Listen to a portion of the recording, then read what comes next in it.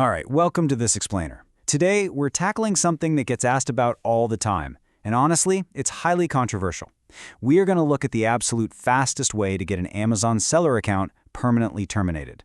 Look, if you've spent any time researching online business, you've for sure seen the ads. You know the ones. Some guru standing in front of a rented sports car promising you this passive income empire with literally zero upfront costs. But what they aren't telling you is that their flagship strategy isn't really a business model at all. It's a ticking time bomb built on a loophole that Amazon is actively hunting down. So, let's dive into this dangerous hack that these online gurus are falsely selling as a viable business. It's called retail dropshipping. Now, just to be super clear here, we are not talking about legitimate wholesale or private labeling. We're specifically looking at the practice of listing items on Amazon that you don't actually own and then trying to secretly fulfill those orders by buying them from massive retail competitors. It sounds like a clever little arbitrage loop, right? Well, until you realize you're violating core platform policies designed to protect the consumer, which puts your entire operation squarely on the chopping block. To get why this totally fails, we kind of have to unpack the illusion first. That deceptive promise of easy money that pulls so many beginners in. The pitch is incredibly seductive. I mean, why risk your own hard-earned cash buying inventory that might just sit in a warehouse gathering dust when you can just wait for a customer to pay you first? It's framed as the ultimate risk-free business model. Spoiler alert, it is anything but. Here is the exact, totally flawed workflow they're selling you. Step 1, you list an item on Amazon at a markup and just wait for an order. Step 2, the second a customer buys it, you quickly jump over to Walmart.com or Sam's Club and buy that exact item at a lower retail price using your own personal credit card. And step 3, you just enter the Amazon customer's home address for the shipping destination. You keep the difference in price as profit, and you never even have to touch the box. Sounds brilliant on paper, doesn't it? But let's look at the first major crack in the foundation. While the pitch claims this requires absolutely zero upfront investment, the reality of how these platforms work is way different.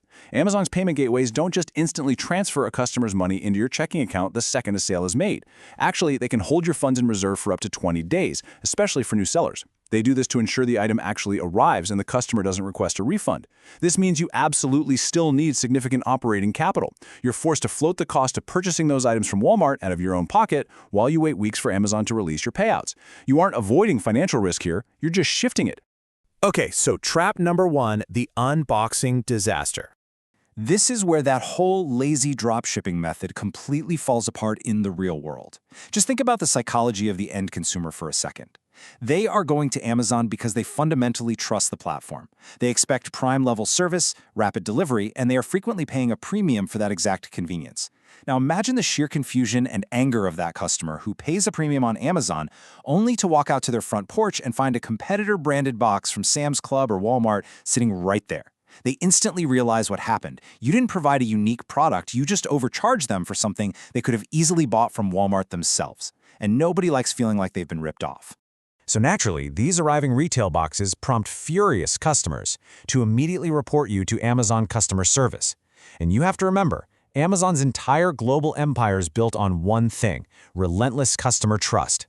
The moment they investigate and realize you are routing Walmart boxes to their loyal buyers, they will bring the hammer down with zero hesitation. Your business is instantly killed. There are no warnings, there are no second chances, and no appeals. Your account is permanently suspended, done. Which brings us to trap number 2, the billing address mismatch. Let's play devil's advocate for a minute. Let's say the items somehow arrive in plain brown boxes, or maybe the customers just don't care enough to complain. Even if you survive the unboxing disaster, there is still a hidden automated policy, basically a digital tripwire, that is actively hunting dropshippers.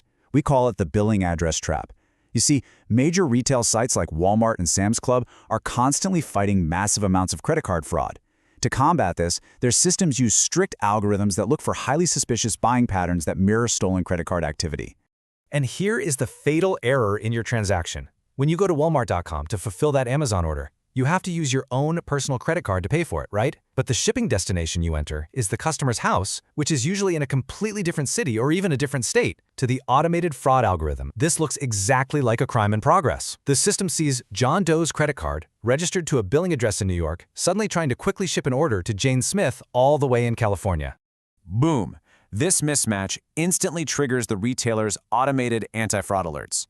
Walmart's system immediately flags the transaction and cancels the order outright, locking your purchasing account in the process.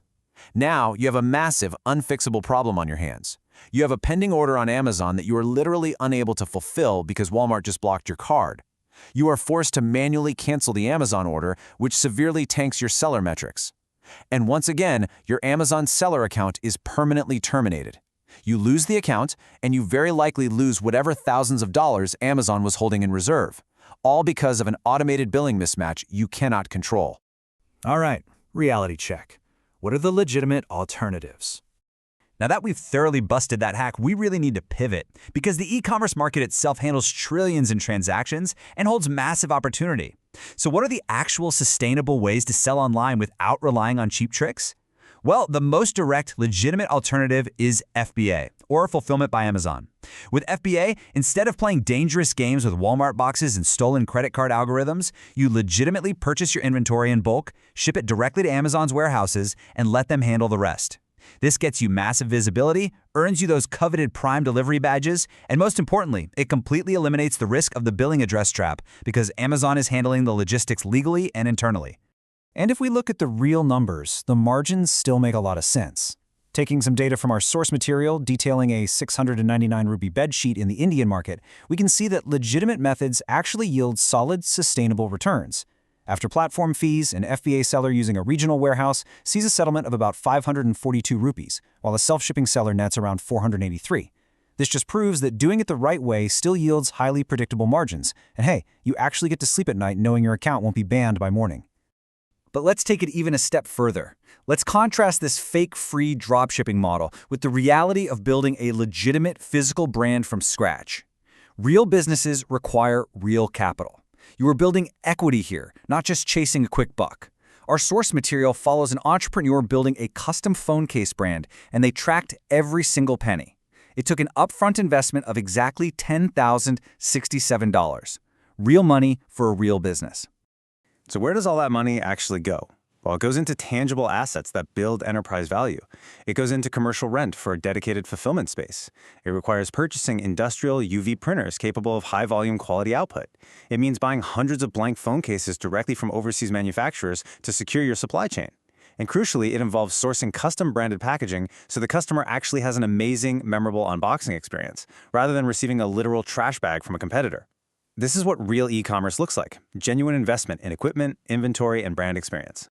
The big takeaway here is incredibly clear. There are no cheat codes to building wealth in e-commerce. The platforms are just too smart, and the automated fraud systems are far too strict.